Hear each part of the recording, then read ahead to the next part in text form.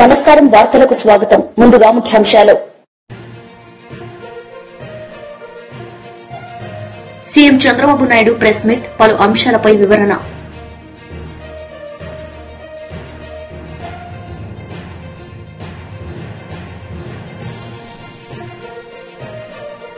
మాజీ మంత్రి Vidadala Rajini press meet, mass warning.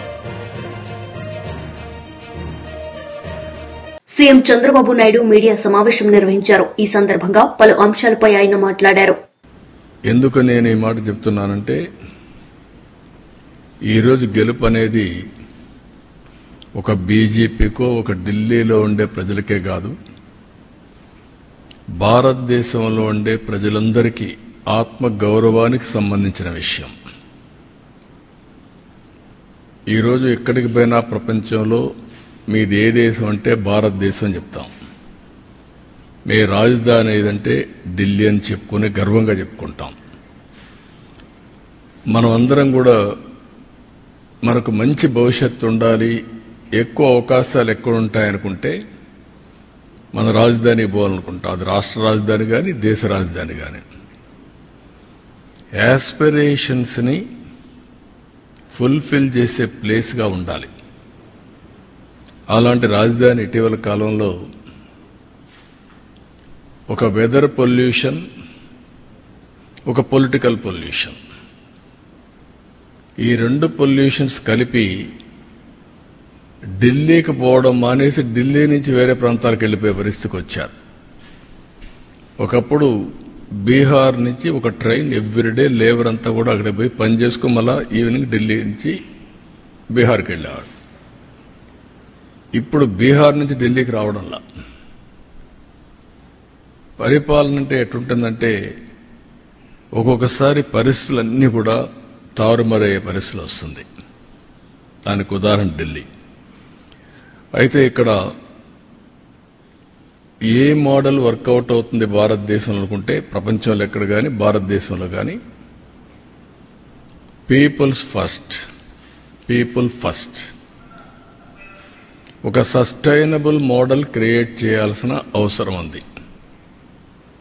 అదే నరేంద్ర మోడీ ఒక సస్టైనబుల్ మోడల్ని క్రియేట్ చేస్తున్నాడు. ఆయన్ని మనస్ఫూర్తిగా అభినందిస్తున్నాం. ఈరోజు ఢిల్లీలో గెలుపు కూడా ప్రధానమంత్రి నరేంద్ర మోడీ గారిపై నుండే నమ్మకం. ఆ నమ్మకంతో ఢిల్లీ ప్రజలు నరేంద్ర మోడీ గారి నాయకత్వాన్ని బలపరిచారు. ఇప్పుడు నేను మాటల్లో చెప్పడం కాకుండా విత్ ఫ్యాక్ట్స్ అండ్ ఫిగర్స్ కూడా మీకు ఎక్స్ప్లెయిన్ చేస్తున్నా ఏ మోడల్ వర్కౌట్ అవుతుంది దానికి. ఇప్పుడు మీరు చూస్తే డెవలప్మెంట్ జరగాలి. డెవలప్మెంట్ జరిగితే సంపద సృష్టించబడుతుంది. సంపద సృష్టించబడితే ఆదాయం పెరుగుతుంది రాష్ట్ర ప్రభుత్వానికి. ఆ ఆదాయం ఖర్చు పెడితే సంక్షేమ కార్యక్రమాలు ఎక్కువ చేయగలుగుతాం. మళ్లీ డెవలప్మెంట్కి ఫండ్స్ ఉంటాయి. దీనివల్ల ప్రజల్ని ఎప్పటికప్పుడు ఎంపవర్ చేసుకుంటూ తలసరి ఆదాయం పెంచి మెరుగైన జీవన ప్రమాణాలు ఇవ్వడానికి అవకాశం వస్తుంది. ఇది సింపుల్ థియరీ. ఇది ఎవరైతే సమర్థవంతంగా చేస్తారో good development, good politics, good governance, good politics,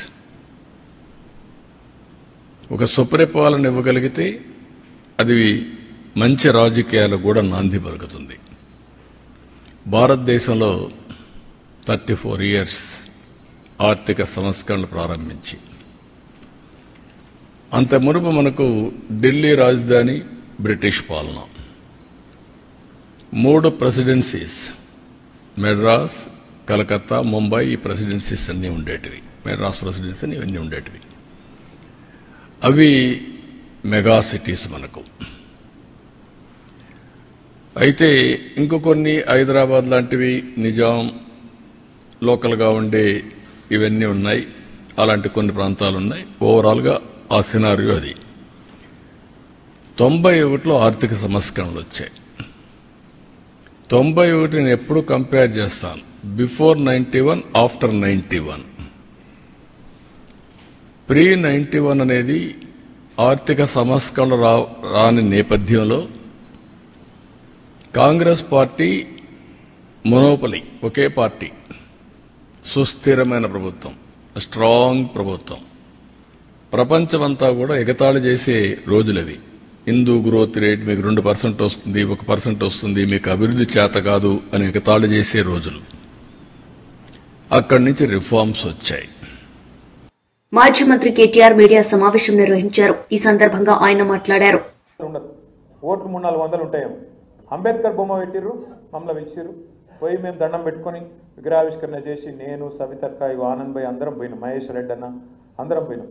promise చెప్తున్నా, చిన్న తాండల 5-6 వేల మంది జమ అయింది.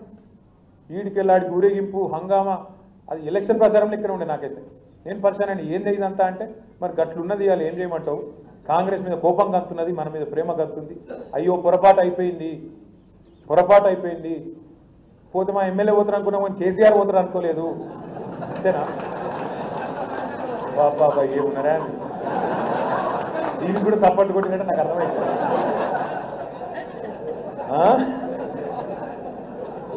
పోతే మా ఎమ్మెల్యే పోతారు అనుకున్నాం, కేసీఆర్ పోతారు అనుకోలేదే.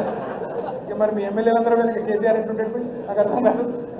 కాబట్టి మనందరం కూడా ఇక గవర్నింగ్, అందుకే ఇవన్నీ నేర్చుకోవాలి, ఒక్కొక్కటి నేర్చుకోవాలండి.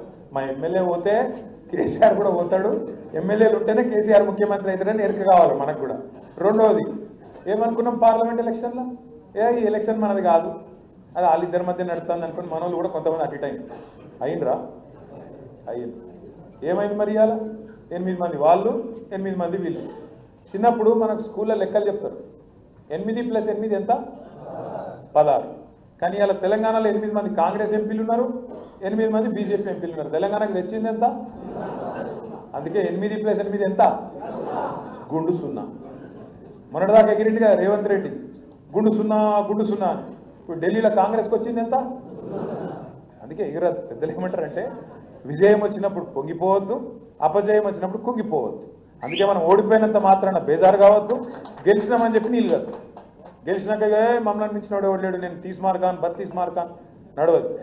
రేపు కూడా ఇట్లే ఉండాలి, ఇవాళ కూడా ఇట్లే ఉండాలి. మీకు దండం పెట్టి చెప్తున్నా, దయచేసి కలిసికట్టుగా కదులుదాం. మనం కలిసికట్టు కదిలితే 6 మండలాలు వికారాబాద్ స్పీకర్ గారి కాన్స్టిట్యున్సీనే కొట్టి కాంగ్రెస్ ప్రభుత్వం మీద ఎంత వ్యతిరేకతతో మొత్తం ఢిల్లీకి చెప్పే అవకాశం మీకు. కొడంగల్లో కొట్టినాం అనుకో, 5-6 కాన్స్టిట్యున్సీ. ఎల్లుండి పోతున్నాం మేమందరం కొడంగల్లో. వస్తారా మీరు? ఆడికి వస్తారట. రైట్, చలో కొడంగల్ అందరం పోదాం. ఎందుకంటే వాళ్ళు వచ్చి మన వాళ్ళ దగ్గరికి పోదాం. పోయి అక్కడ లగచర్ల తాండా ఏమైంది, రోడ్డిబండ తాండా ఏమైంది, హకీంపేట ఏమైంది, అక్కడనే మాట్లాడదాం. రేవంత్ రెడ్డి ఇలాకాలనే, ముఖ్యమంత్రి కాన్స్టిట్యున్సీలనే అందులోకే పోదాం, అక్కడనే అడుగుదాం.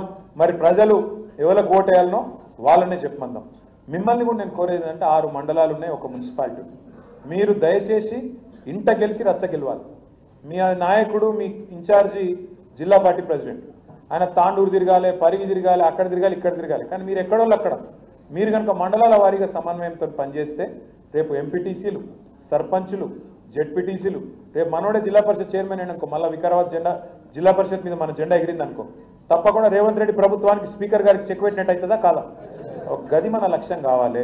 ఇప్పుడు ఎదురుగా ఈ ఎలక్షన్ ఉంది, ఇక 4 ఏళ్ల తర్వాత ఆ ఎలక్షన్ ఉంది, అప్పటి సంగతి అప్పుడు చూసుకుందాం. కానీ క్రికెట్లో చెప్తారు కదా, నెక్స్ట్ బాల్ ఆడాలి. ఫస్ట్ ఈ నెక్స్ట్ బాల్ ఆడాలని అవుట్ కావద్దు, అటెన్క నెక్స్ట్ ఓవర్ ఆడాలి. కాబట్టి నెక్స్ట్ బాల్ ఇప్పుడు మనకు ZPTC, MPTC, sarpanch election, municipality ఉన్నాయి. వీటిలో కొడదాం, తప్పకుండా ఐకమత్యంగా ముంగటికి పోదాం. ఆనంద్ కూడా మళ్ళొక్కసారి నేను కోరుతున్నా, దయచేసి వేరే అనుకోకండి, మంచి వాళ్ళని చూడండి, గుర్తించండి. నావాడు నీవాడు కాదు, గెలుపు గుర్రాలు, ఖచ్చితంగా గెలిచేటోళ్ళు, సామాజిక సమీకరణలు, అవతలలో ఎవరిని పెడుతురు, మనం ఎవరిని పెట్టాలి ఆలోచించుకొని ఒప్పి.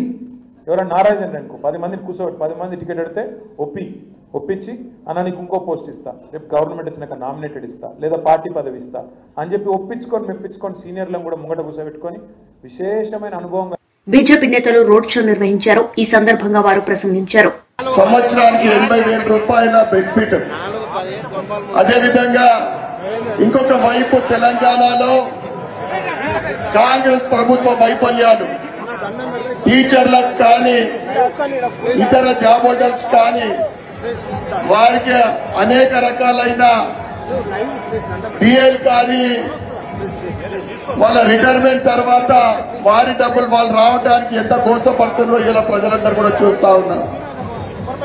అదేవిధంగా కాంగ్రెస్ ప్రభుత్వము ఎలక్షన్ లో ఇచ్చిన యువకులకు ఇచ్చిన హామీలు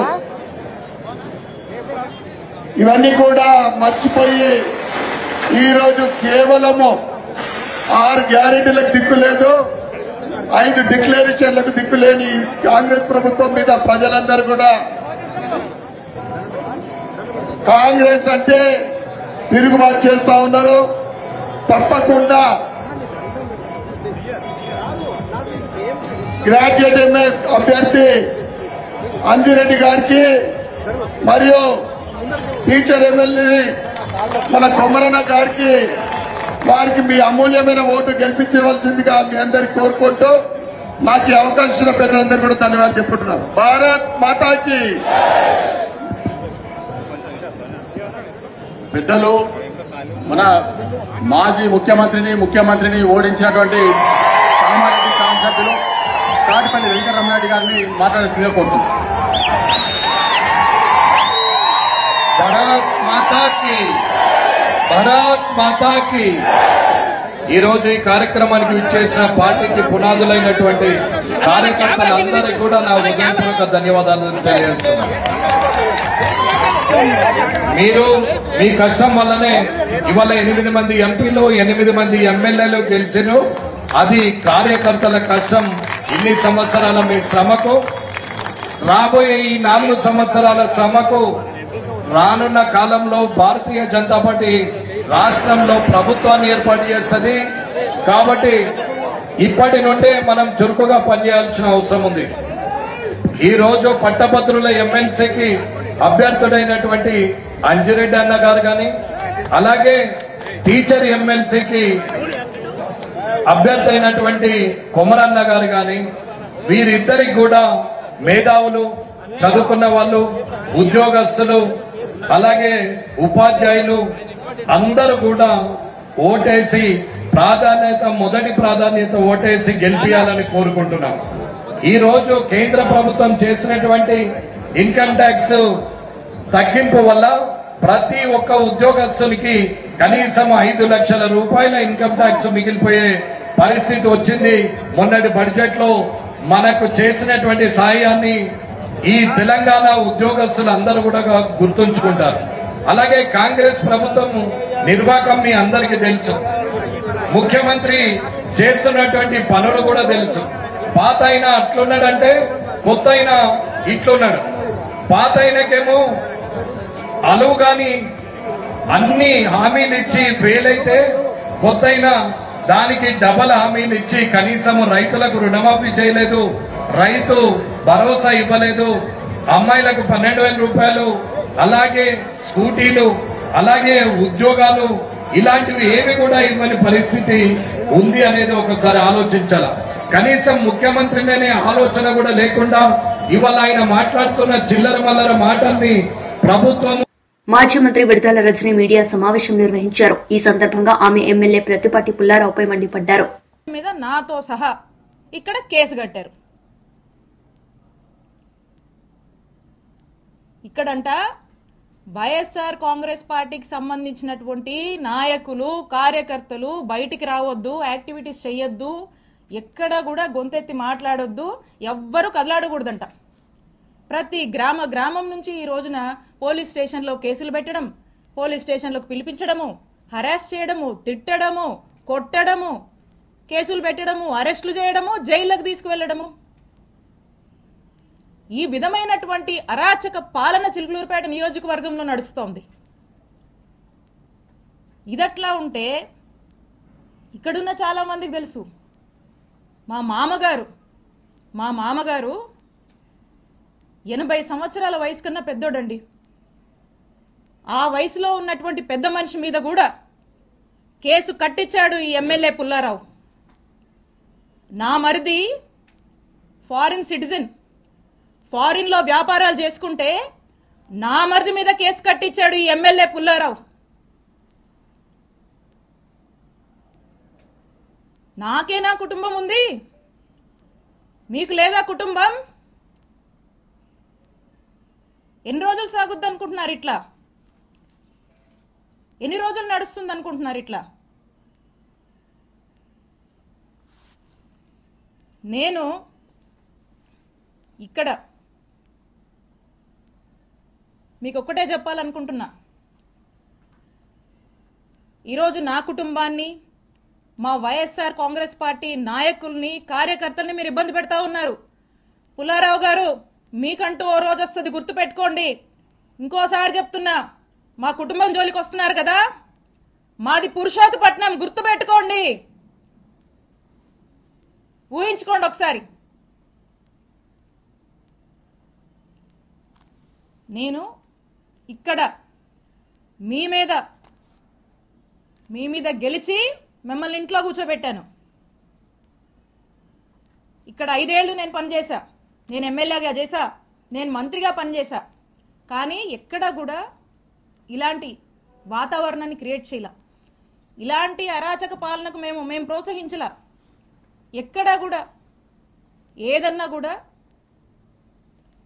చట్టం తన పని తాను చేసుకుపోయింది తప్పితే మేము ప్రొవోక్ చేసి, మేము మా ఇంట్రెస్ట్లు ఏమి చెప్పి ప్రజల్ని ఇబ్బంది పెడుతూ ఈ రకమైనటువంటి అక్రమాలకు మేము పాల్పడలా. ఒక పీస్ఫుల్ ఎన్వైరన్మెంట్ ప్రతి ఒక్కరికి, అన్ని వర్గాల వాళ్ళకి మేము కల్పించి ప్రతి ఒక్కరు కూడా సంతోషంగా ఉండి, వాళ్ళకి ఇంకేదైనా కష్టాలుంటే వాళ్లకు మేము తోడుగా అండగా ఉండేటువంటి కార్యక్రమాన్ని చేశాం. ఇక్కడ నేను ఎమ్మెల్యేగా ఉండి, ఇక్కడ మంత్రిగా ఉండి,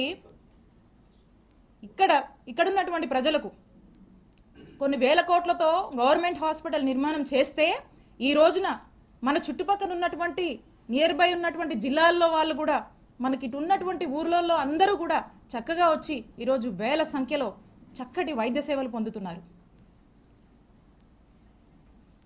ఎప్పుడో చిరకాలపు కలగా ఈ చిలుకూరుపేట ప్రాంత ప్రజల కలగా ఏదైతే బైపాస్ ఉందో, ఆ బైపాస్ కి సంబంధించి ఏదైతే ల్యాండ్ అక్విజిషన్ లో భాగంగా రైతులకు డబ్బులు బీఆర్ఎస్ లీడర్ మీడియా సమావేశం నిర్వహించారు. ఈ సందర్భంగా వారు మాట్లాడారు. పరిరక్షణ కానీ ఈరోజు రాష్ట్రంలో రేవంత్ రెడ్డి గారి నాయకత్వాన పాలనకు ఒక కొత్త భాషను చెప్తా ఉన్నారు. పాలన అంటే భక్షించడం, శిక్షించడం. ఎన్నికల సందర్భంగా అనేక హామీలు ఇచ్చి తెలంగాణ రాష్ట్రాన్ని సాధించి 10 సంవత్సరాల కాలంలో కేసీఆర్ గారి నాయకత్వంలో అద్భుతమైనటువంటి పాలన సాగించి ప్రజా జీవితంలో గుణాత్మకమైనటువంటి మార్పు వచ్చిన తర్వాత అధికారాన్ని చేజిక్కించుకోవడమే పరమావధిగా ఎన్నికల మేనిఫెస్టోలో అనేక హామీలు ఇచ్చింది కాంగ్రెస్ ప్రభుత్వం, రేవంత్ రెడ్డి నాయకత్వాన. మరి అటువంటి హామీలను నెరవేర్చాల్సినటువంటి బాధ్యతను విస్మరించి ఆ హామీలు నెరవేర్చమని ప్రజల పక్షాన, బీసీ సంఘాల పక్షాన తీవ్రమైనటువంటి ఒత్తిడి వచ్చినటువంటి దరిమిలా మేము ప్రజలకు మంచి చేసే కార్యక్రమాల రూపేణ వాళ్ళు చేస్తున్నటువంటి ద్రోహం, దగ ఇంత అంత కాదు.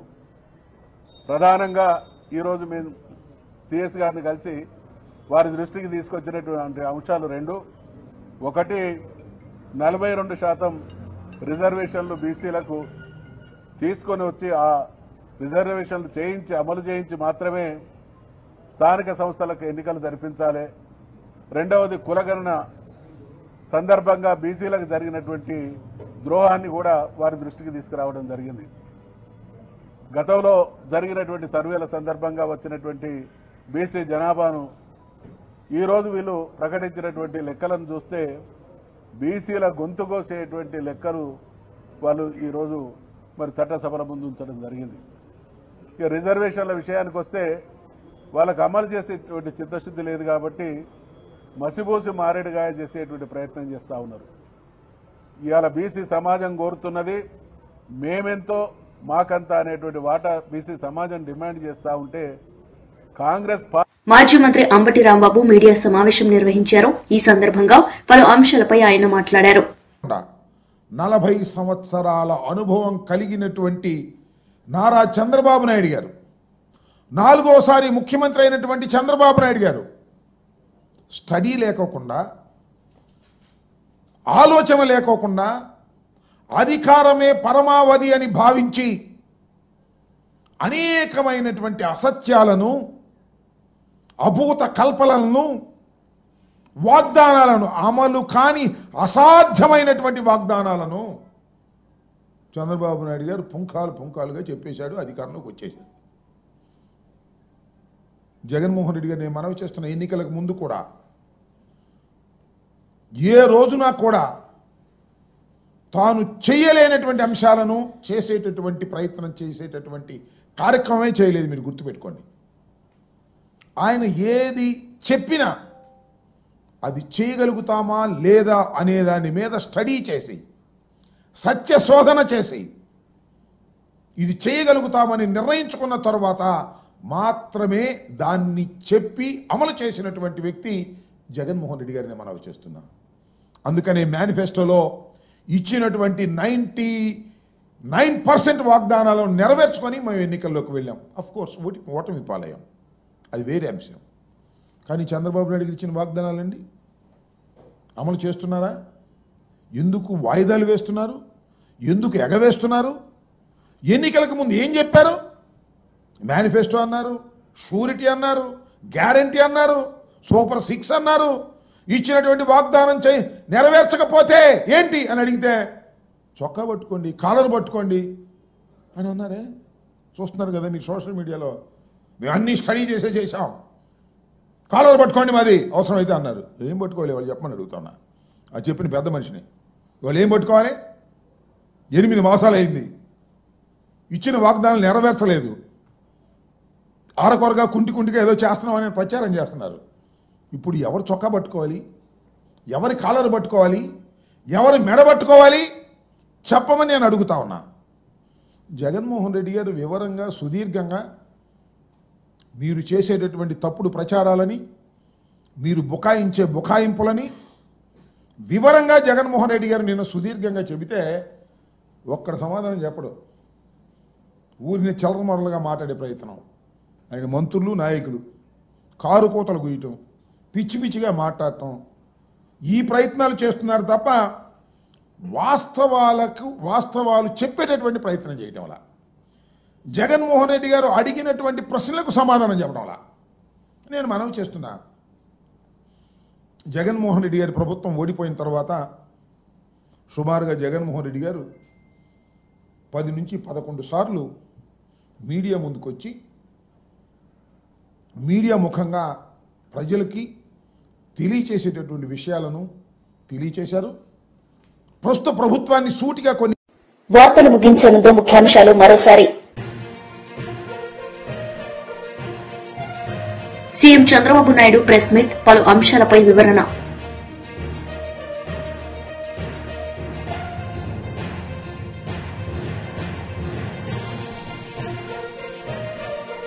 మాజీ మంత్రి Vidadala Rajini press meet, mass warning. ఈ వార్తలు ఇంతటితో సమాప్తం. తిరిగి ప్రసారమయ్యే వార్తల్లో మళ్లీ కలుద్దాం. అంతవరకు సెలవు. నమస్తే.